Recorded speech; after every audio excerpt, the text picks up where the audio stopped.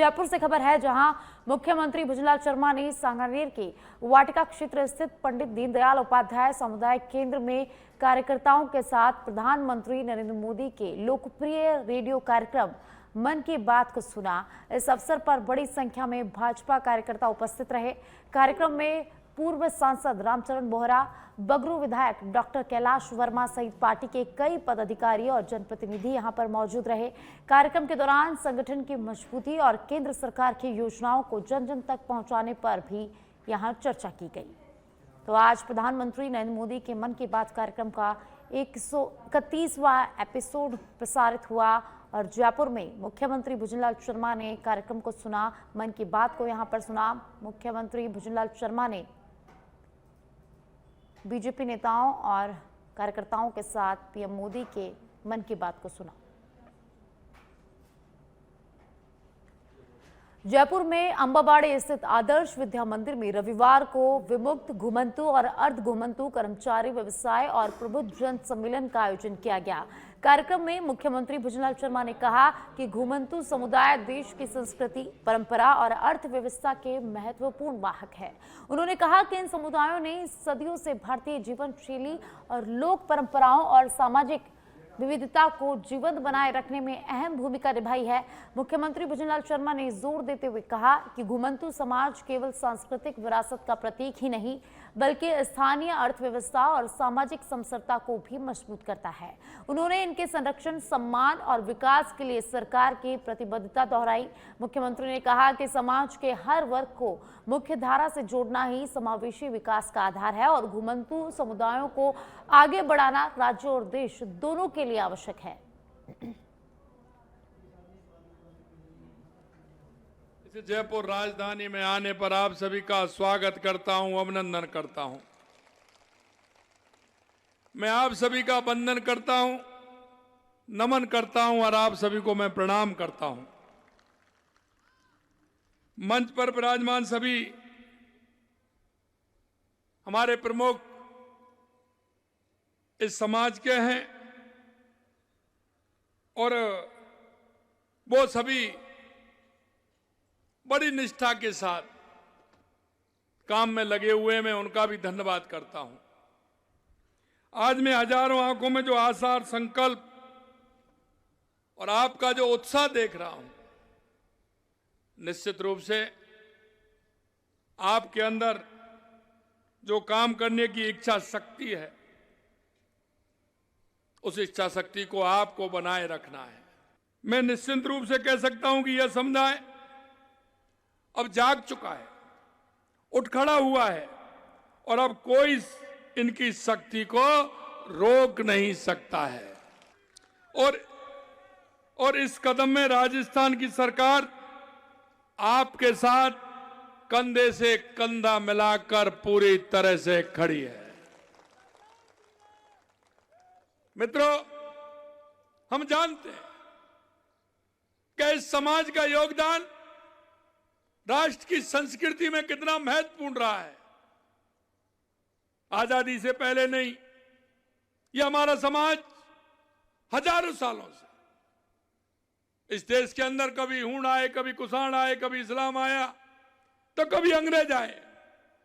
मैं धन्यवाद देना चाहता हूं इस समाज के उन पूर्वजों को कि उन्होंने सबसे लोहा लिया और सबसे लोहा लेते हुए हमारी इस भारत की संस्कृति को बनाए रखने का सबसे ज्यादा योगदान है। तो हमारी इन समाज। जयपुर से खबर है, जहां मुख्यमंत्री भुजनलाल शर्मा आज अंबाबाड़ी पहुंचे, जहां उन्होंने खाटू श्याम जी जा रहे पदयात्रियों से आत्मीय मुलाकात की। इस दौरान सीएम ने एक भंडारे में पदयात्रियों को प्रसाद का वितरण भी किया। मुख्यमंत्री को अपने बीच पाकर आमजन में उत्साह का माहौल नजर आया। मुख्यमंत्री से बात करने के लिए लोग काफी उत्सुक यहां पर नजर आए। वहीं मुख्यमंत्री खाटू भक्तों देखकर काफी यहां पर खुश हुए हैं। तो जयपुर से खबर है, जहां मुख्यमंत्री भुजनलाल शर्मा अंबाबाड़ी पहुंचे, जहां उन्होंने खाटू श्याम जी के पदयात्रियों से यहां पर आत्मीय मुलाकात की है, उनसे बात की। वहीं यात्रियों में भी मुख्यमंत्री भुजनलाल शर्मा को देखकर काफी उत्साह यहां पर नजर आया।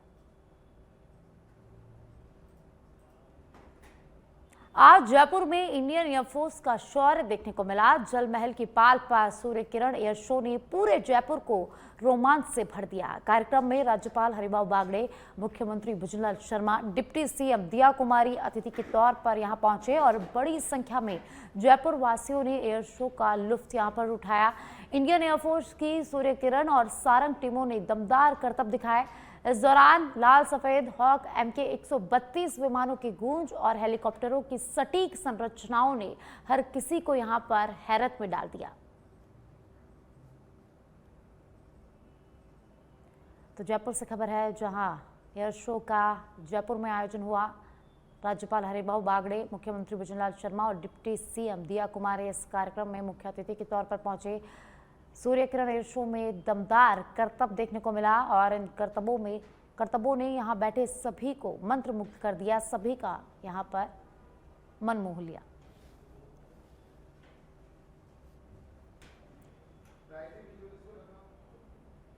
ये भी भारतीय वायुसेना का भव्य सूर्य किरण और सारंग हेलीकॉप्टर की प्रदर्शन पहल है, ये बहुत महत्वपूर्ण है। राजस्थान की धरती पर पहली बार सूर्य किरण एरोबेटिक और सारंग हेलीकॉप्टर संयुक्त रूप से अपनी अद्वितीय क्षमताओं का प्रदर्शन कर रही है। मैं ये मानता हूं कि ये जो प्रदर्शन है वो केवल हमारी क्षमताओं का प्रदर्शन नहीं, ये भारतीय सैन्य शक्ति के निहित आत्मविश्वास, हमारे जवान पायलटों के शौर्य और किसी भी स्थिति में हालत में दुश्मन के मुकाबला करने के लिए सदा तत्पर रहने का हौसला है। मैं राजस्थान की भक्ति और शक्ति की धरती पर आप सभी को बधाई और शुभकामनाएं देते हुए अभिनंदन करता हूं। ये भारत की शक्ति, आत्मविश्वास,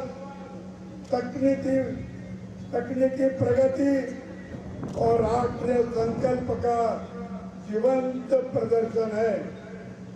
भारतीय सेना वीरता और अदम्य साहस के साथ विजय की परंपरा से जुड़ी इसका शौर्य अद्वितीय है।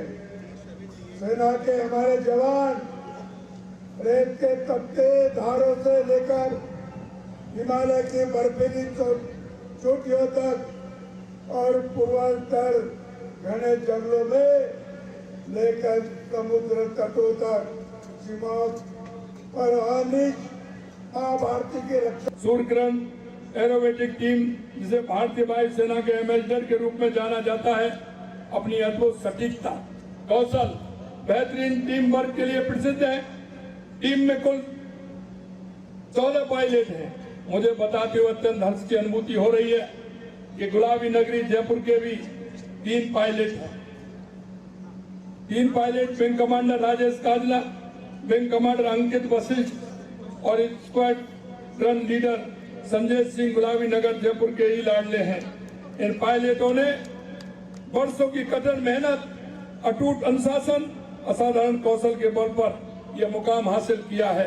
यह उन पायलटों का कमाल है जिन्होंने आसमान को अपना घर बनाया, जिनके लिए खतरा एक चुनौती है, ऊंचाई एक खेल का मैदान है और गति एक भाषा है, जिसमें वे आज आप सबसे बात करेंगे। आज जयपुर का यह आसमान गवाह बनेगा भारत की उस ताकत का जो दिखती भी है और महसूस भी होती है। मित्रों, ये आयोजन केवल मनोरंजन नहीं है, ये नागरिक और सेना के बीच में उस अटूट रिश्ते का उत्सव भी है जो इस देश को एकजुट रखता है। जब आम नागरिक इन वीर पायलटों को इतनी निकटता से देखते हैं, जब बच्चे आसमान में उड़ते हुए इन विमानों को निहारते हैं, तब उनके मन में देश के प्रति नई जिम्मेदारी का एहसास होता है। इससे सैन्य नागरिक संवाद समन्वय होता है और जो देश के लिए जरूरी भी है। इस तरह के आयोजन से हमारे नागरिक, विशेष युवाओं में उत्साह बढ़ता है। आज यहाँ बैठे युवा जब इन विमानों को आकाश में एक साथ उड़ते देखेंगे तो उनके मन में सेना में जाने का संकल्प जन्म लेगा।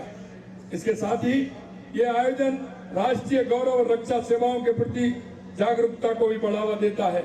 हमारे पायलटों का कौशल देखकर आम जन का सेना और देश की व्यवस्था में विश्वास बढ़ता है।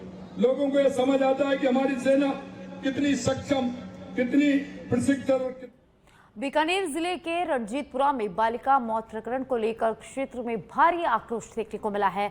घटना के विरोध में बच्चों का मुख्य बाजार पूरी तरह से बंद रहा और व्यापारियों ने सामूहिक रूप से बंद का ऐलान किया। जंभेश्वर सर्किल पर बड़ी संख्या में स्थानीय लोग एकत्रित होकर धरने पर बैठ गए और दोषियों की शीघ्र गिरफ्तारी की यहां पर मांग की गई। प्रदर्शन के दौरान लोगों ने प्रशासन के खिलाफ नारेबाजी की और न्याय की गुहार लगाई। मौके पर पूर्व मंत्री भंवर सिंह भाटी और पूर्व केस कला बोर्ड के अध्यक्ष महेंद्र गहलोत भी पहुंचे और परिजनों को न्याय दिलाने का आश्वासन दिया।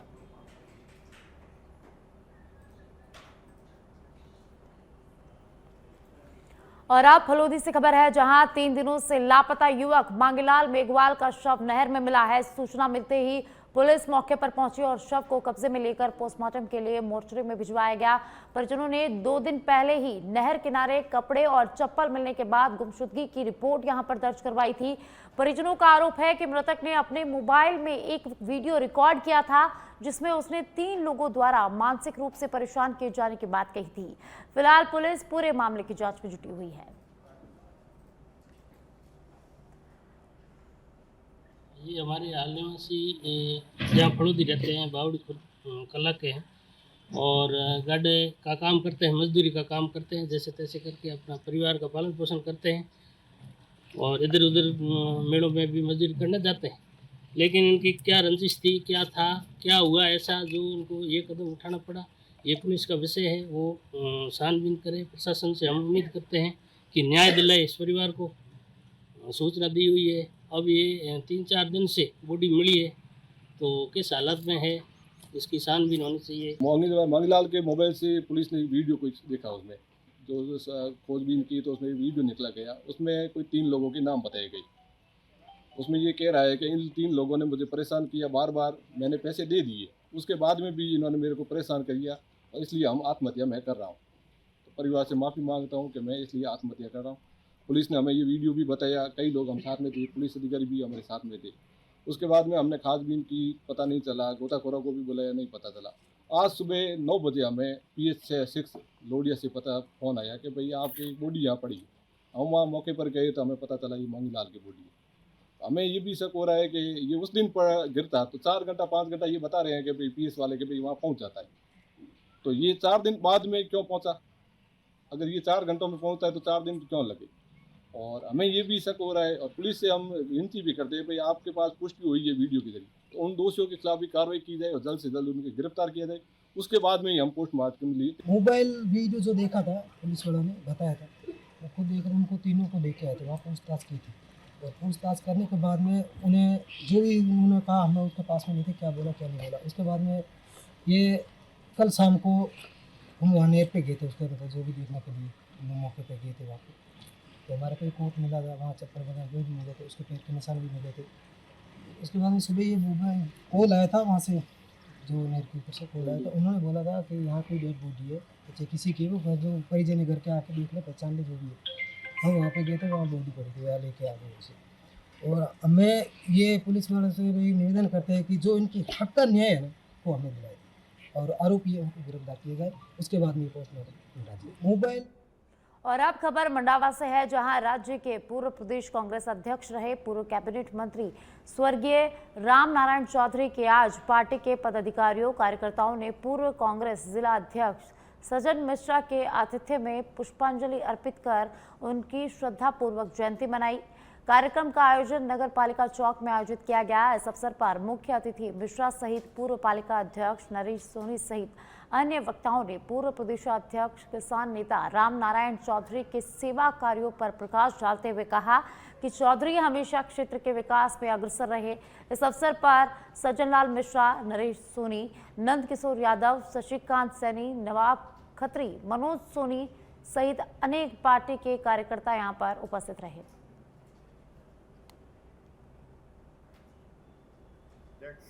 हमारे विधायक कैबिनेट मंत्री श्री रामनारायण चौधरी की जन्मदिन है।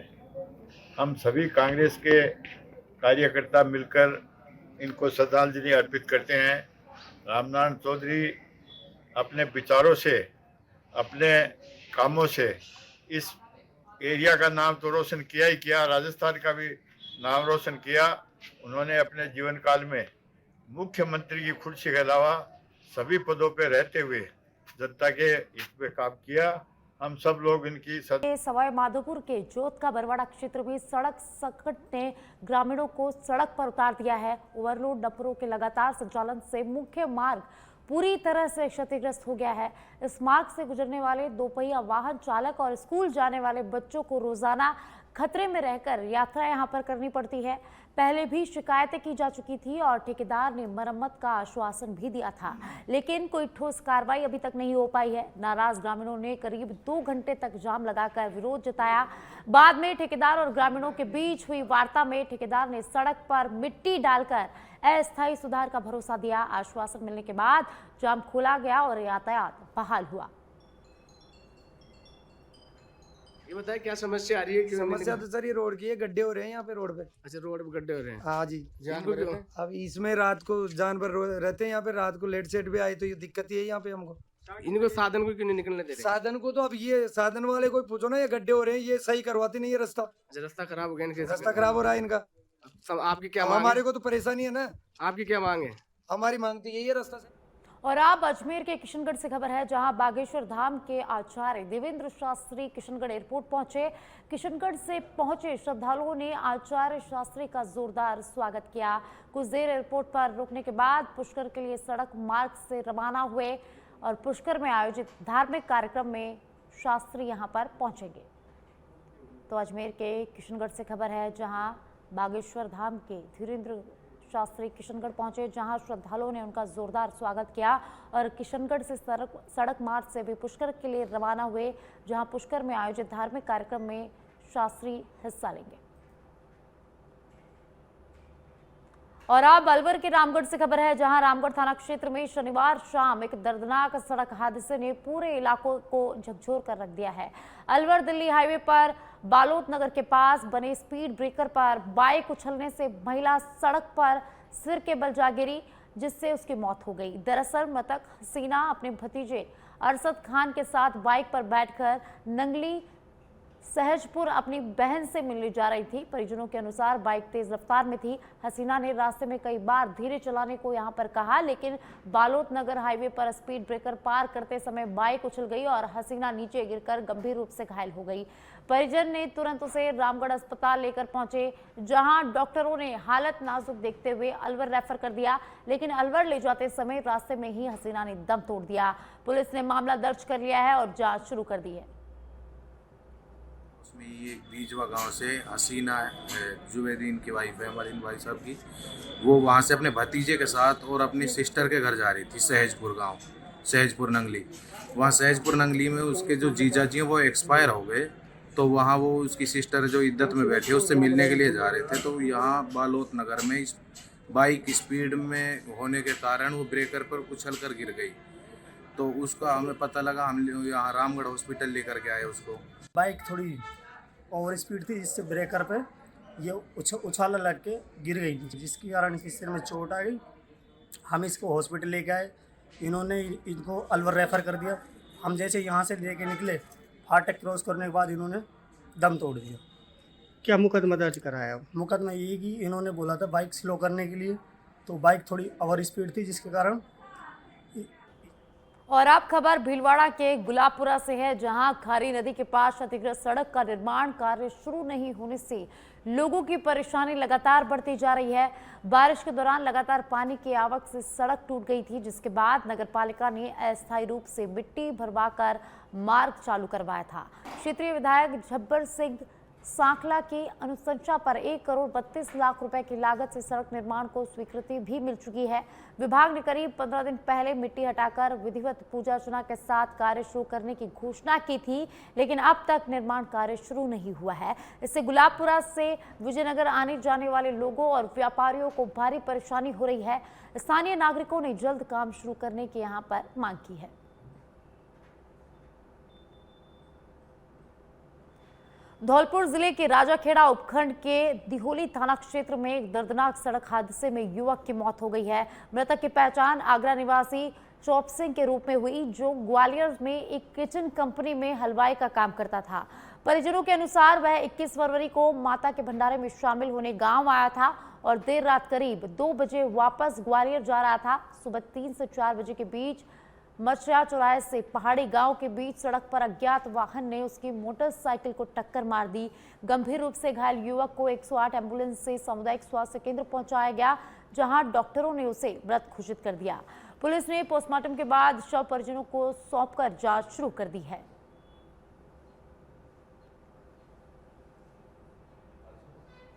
और अब खबर प्रतापगढ़ से है, जहां अरनौद थाना क्षेत्र में प्रतापगढ़ पुलिस ने ऑपरेशन त्रिनेत्र के तहत बड़ी कार्रवाई करते हुए लगभग 6 करोड़ रुपए की ब्राउन शुगर और उसे मिलाने वाला 1.7 किलो केमिकल पाउडर जब्त किया है। इस मामले में आरोपी नारायण मीणा को गिरफ्तार किया गया है, जबकि एक अन्य आरोपी उस्मान फरार हो गया है। पुलिस ने नारायण के पास से 2.7 kilo brown sugar, 1.7 kilo chemical powder और परिवहन में इस्तेमाल बाइक को भी जब्त कर लिया है।